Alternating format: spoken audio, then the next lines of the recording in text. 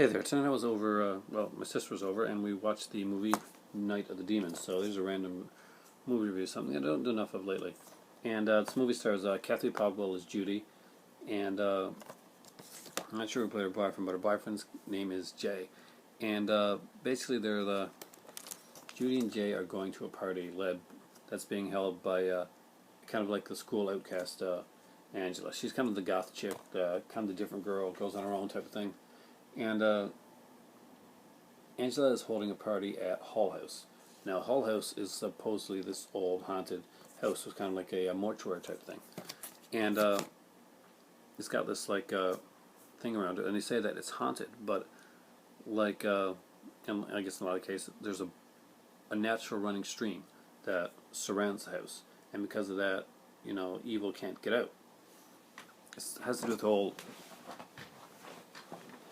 well, monsters, running brook type thing. Think Jack the Prince of Darkness type of thing. And you get what I'm talking about. Anyway, so there's Stooge, Helen, and Roger? Roger. And they're going to the party, Angela's party as well. Along with, of course, Judy and Jay. Now, Judy is here. She's dressed like Alice in Wonderland, which actually works pretty well for some of the visuals later on in the film. Now, who's it with Angela? If it's...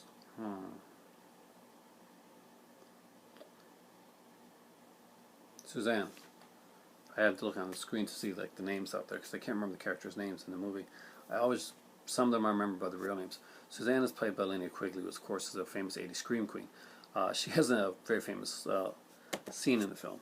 Basically, they go to this to Hull House. They get in there and they're having a party.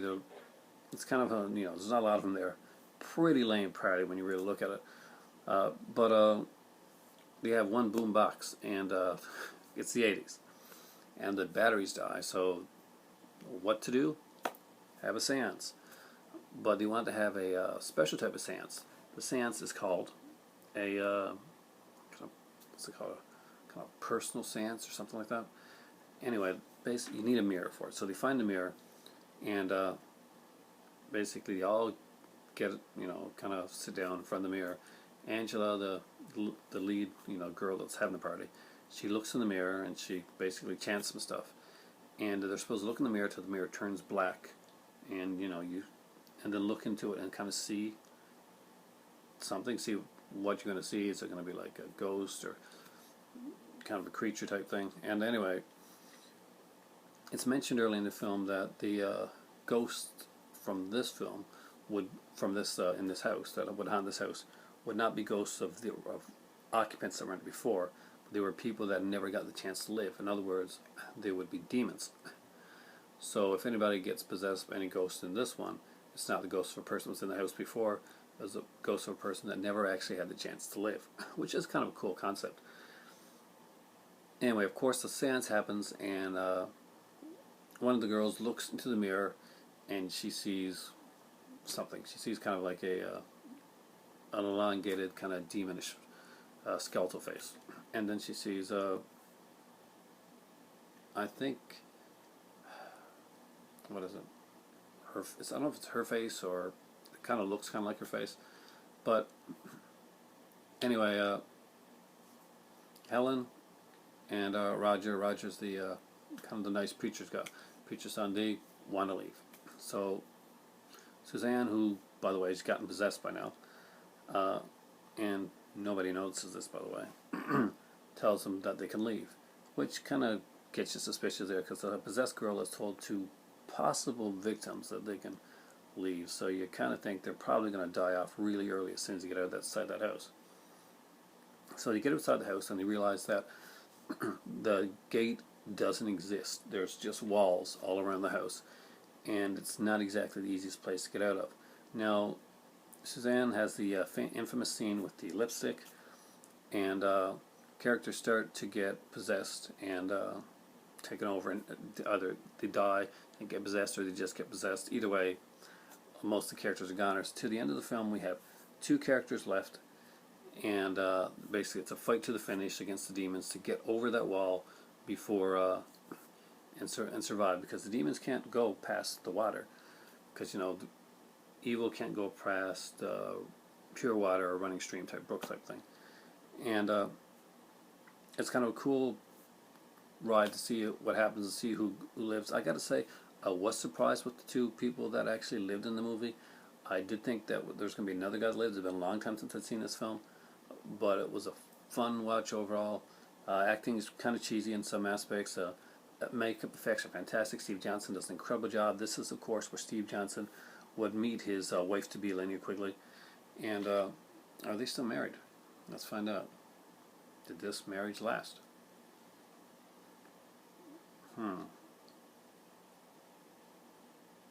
Sadly, it did not. They were married from 1990 to 1992, but they lived together for a long time. Linnea Quigley is now 55 years old. Wow. She looks fantastic in this film. There is a very attractive female cast in this film here. And yes, there is nudity, and more than I expected, actually. Linnea Quigley goes all out in the nudity aspect here. So, guys, that's kind of a cool aspect for the guys out there. For the girls, you're not much in luck. There's not the guys are, you know, typical 80s guys. There's a jockish guy that's kind of jerky. There's the big bulky guy, and there's two other guys. One's kind of like the nice guy, and well, there's three other guys, and a couple of them are nice. One of them are not so much. One character's name was Sal Romero. I did kind of get a kick out of that, and it was a fun movie. It was a fun ride. Definitely check it out. Night of the Demons has some great features on here. Amelia Kincaid stars as Angela. And like I said before, or if I did, I'm not sure if I did say it before, because I've done this review like 3 times trying to get it right. And she's Rue McClanahan's niece. That's Blanche from the Golden Girls. And we got Linnea Quigley in this one here. Fantastic actress. She acted in movies like Savage Streets, and of course Return to the Living Dead. And we have